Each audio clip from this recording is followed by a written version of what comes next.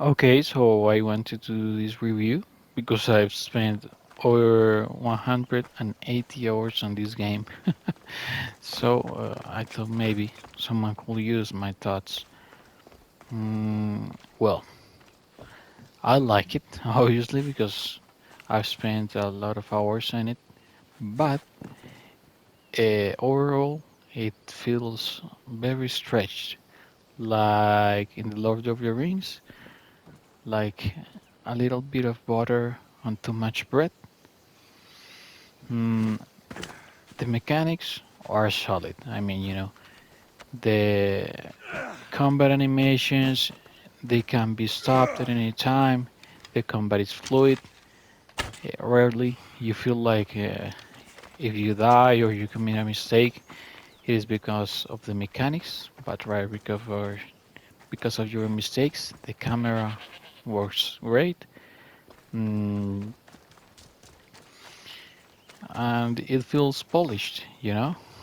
I did not find many glitches or bugs or anything throughout my playthrough, and it's been a lot of hours. Well,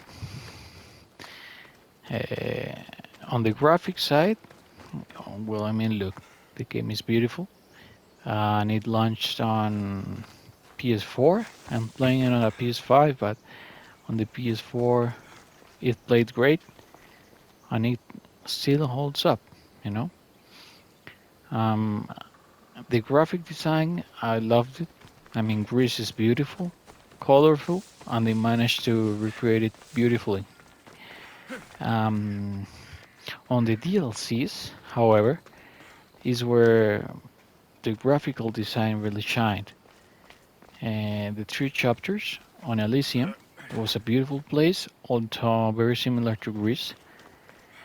The second, yeah, second DLC on, mm, ah, no, that's the first DLC.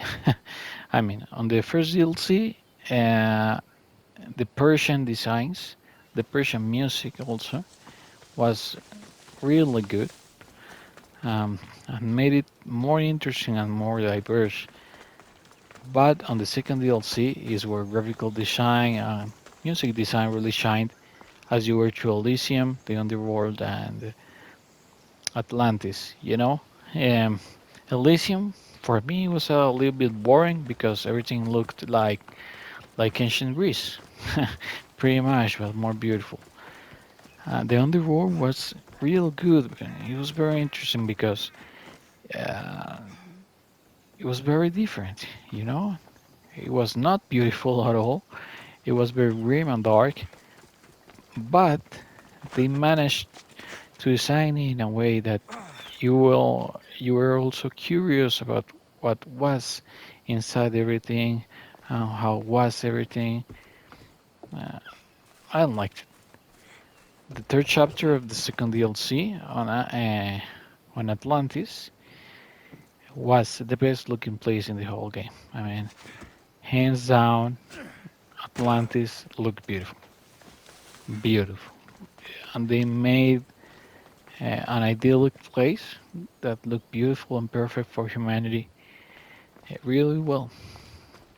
Well, now passing on from the graphics, well, there was something I did not like.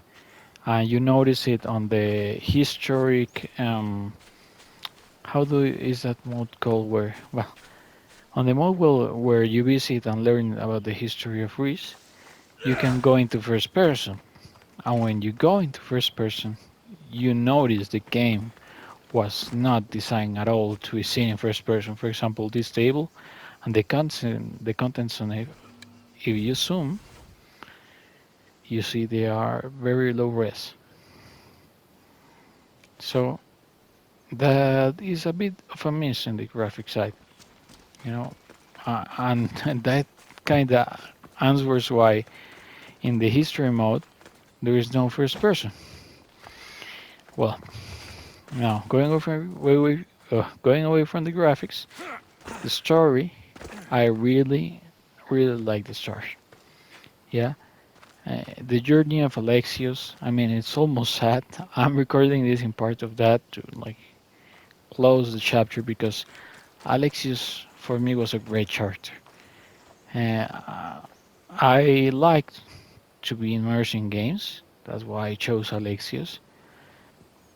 Mm, and the history is very captivating, the main story. The DLC stories are great. The first DLC, the story is very good, but you feel that it was designed for Cassandra, especially when he says goodbye to his son. He says it, holds the baby, not like very much like a father will do, but more like a mother, you know? The dialogue is, I feel more for Cassandra. On the second DLC, the story, the first chapter, the Elysian one, was very boring. Very, very boring.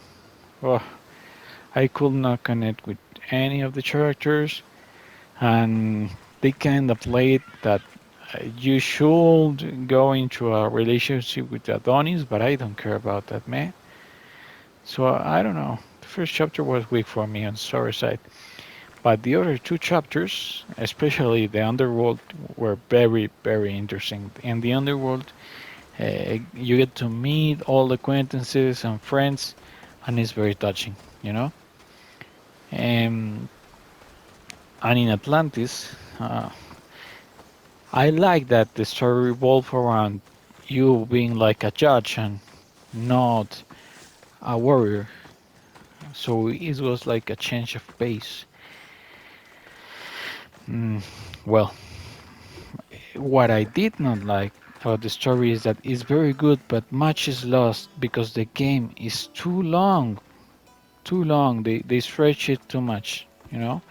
And it feels like, I don't know, it loses its magic.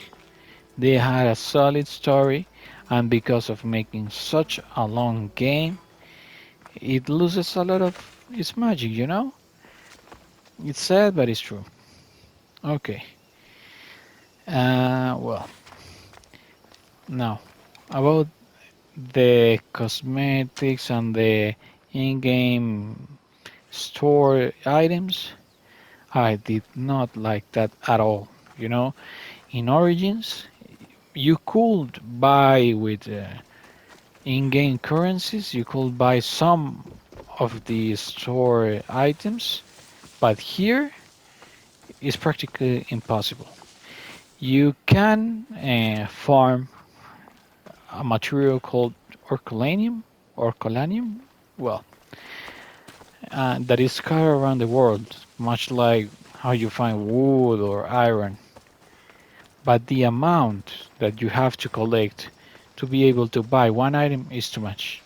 There are maps online where you can see where each node of the material is, but damn, that is too long. I mean, I have over 180 hours and I was not able to accumulate enough orcalenium to buy one item. Hell no. I'm not going to spend like 10 hours just farming materials to buy an item store, a store item. No, thank you. So it was a lot more aggressive, you know? It's practically impossible to get anything from the store if you don't pay. And personally, I'd only pay for DLC, not for skins. Sorry. Okay. So, what is the main problem with the game? That they stretch it too much. As you said, I've said, the gameplay is solid, the graphics are solid, the story is good, but they stretch everything too much. So they made, if I show you a map, it is filled with activities, but they are very, very repetitive. So each place that you clear is pretty much the same. Yeah. So they depend on the places being different and locations being interesting for you to be motivated to do it because mechanically it's the same thing. It's like the towers all over again, the Far Cry towers. You know, it's a clear camps. kill the cultist time and time again, you know? No, hell no. Uh, They stretch it too much. It's like you have to also kill the members of the cult of Cosmos. There are too many, man. They are too many, but it was a bit more interesting, more polished. They had unique dialogue. Not so bad, you know? But the open world aspect, uh, too stretched. The secondary missions, we're okay. I mean, we're a little bit better than in Origins. Not perfect, but not terrible either. And okay, so what kept me on the game in spite of the problems that it has? Well, I really like history. I really, really do. I think I've played all of the Assassin's Creed games, or, or most of them, because I did not play the first. And I love getting to watch a recreation of history, meeting the people, learning about the culture. I did like the demo where you learn about the history, mm, but it's clearly not what the game was designed around. So I hope in Valhalla, I have not played it because I was finishing this game first. They get to improve the look of things on first person. A game like this in first person, to me, it will be awesome. Maybe not everyone's cup of tea, but I really like immersion. A first person game with all this game has will be amazing, you know? Uh, so first the history, second the places. As I say, the design really shines. You know, if you look, this is the house of Alexios, where you start the game. It's beautiful, man. Look at it. You know, there are hills, and you wonder, oh, what is behind there? And you go, and there certainly is something, usually, that you discover a unique building, a unique town, a unique place. And so the discovery side of the thing, the story, the solid gameplay kept me going, but many times it felt like a chore because of so many filler activities that they put in. Okay. Mm, well, I've rambled too much.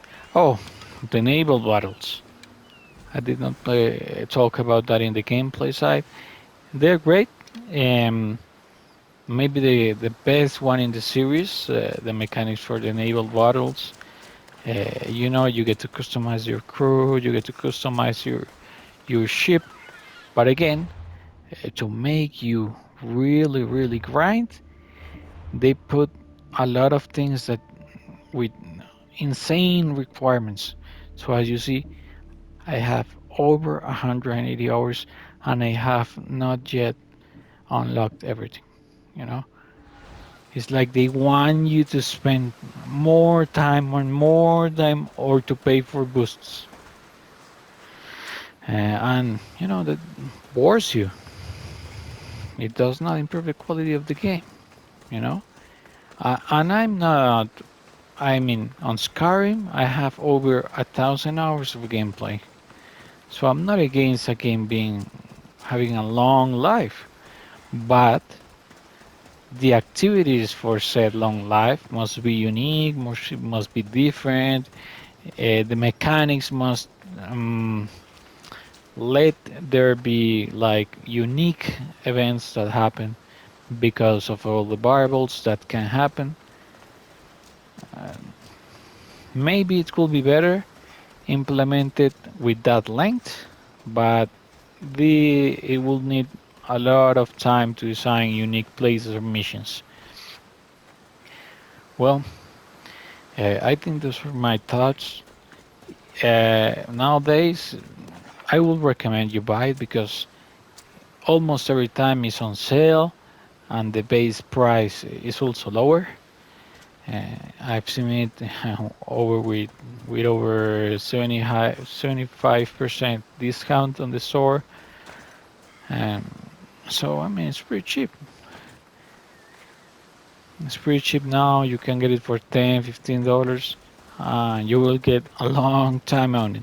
But you are like history, you better like ancient Greece, exploration, uh, and you'll enjoy it. I say it's good. Uh, go for a discount sale, and you'll love it. You get a great time.